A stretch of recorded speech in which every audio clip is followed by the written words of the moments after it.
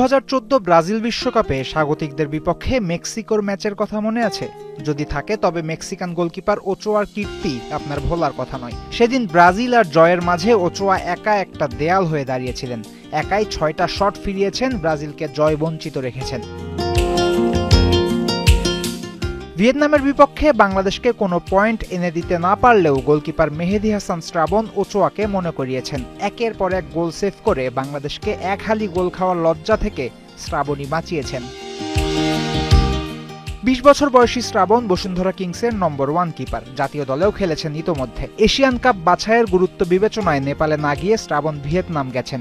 প্রথম ম্যাচেই প্রমাণ হয়েছে এমন সিদ্ধান্তের সার্থকতা। বুধবারের ম্যাচে প্রথমার্ধে ভিয়েতনাম মুহুর্মুহু অ্যাটাক করেনি, সেটা হয়েছে দ্বিতীয়ার্ধে। একের পর এক আক্রমণের চাপই শ্রাবণের সেরাটাও বের করে এনেছে। পুরো ম্যাচে গোটা 4 নিশ্চিত গোল বাঁচিয়েছেন জার্সি নম্বর 1। হেরেও প্লেয়ার অব দ্য ম্যাচ তাই শ্রাবণের। শ্রাবণ বাদে বাংলাদেশের আর কেউ বলার মতো পারফর্ম করতে পারেননি। তবে বিশেষ নজরে থাকা বেশিরভাগ প্রবাসী খুব একটা হতাশও করেননি। স্কোয়াডে থাকা 4 বিদেশির মধ্যে বুধবার মাঠে নেমেছিলেন 3 জন।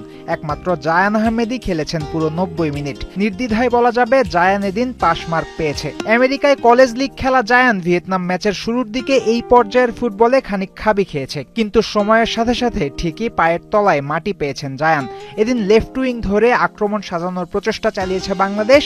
বলের যোগান দিয়েছেন লেফট ব্যাকে খেলা জায়ান। দেখতে ছোটখাটো হলেও দলের প্রয়োজনে ট্যাকেল করতেও দ্বিতীয়বার ভাবেননি এই ফুটবলার। এই প্রসেসে জুটেছে একটা হলুদ কার্ড। মোরসালিনকে উঠিয়ে 74 মিনিটে তানিন সালিককে নামিয়েছিলেন কোচ। 0-1 গোলে পিছিয়ে থাকা বাংলাদেশের আক্রমণে যে অল্প বিস্তর তেজ দেখা গেছে তা সালিকের নামার পরই এসেছে। ভিয়েতনামের অর্ধে 2-1টা রান আর ক্রিয়েটিভ গেম প্লে দিয়ে সালিক নজর কেড়েছেন। তবে প্রবাসীদের মাঝে হতাশার গল্পও আছে। এই ছবিটার বাইরে কিউবা মিচেলকে পুরো ম্যাচে আর একবারও খুঁজে পাওয়া যায়নি। সুযোগ তৈরি করা তো পরের ব্যাপার, ম্যাচে দেখার মতো কোনো মুহূর্তও ছিল না কিউবার।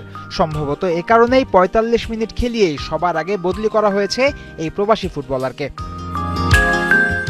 ভিয়েতনামের বিপক্ষে মাঠে নামানো হয়নি ফাহমিদুল ইসলামকে। ম্যাচের আগের দিন স্কোয়াডে যোগ দেয়া আর ক্লাবের হয়ে ব্যস্ততা ছিল কারণ। তবে ইয়েমেনের বিপক্ষে ম্যাচেই ফাহমিদুলকে পাওয়া যাবে। জাতীয় দলের হয়ে 1 ম্যাচ খেলা ফাহমিদুলের অন্তর্ভুক্তিতে ইয়েমেনের বিপক্ষে বাংলাদেশের অ্যাটাক আরও গতি পাবে। প্রত্যাশা থাকবে বাংলাদেশ প্রতিপক্ষের জালের ঠিকানাটাও খুঁজে পাবে। ফয়সাল হাবিব, 71।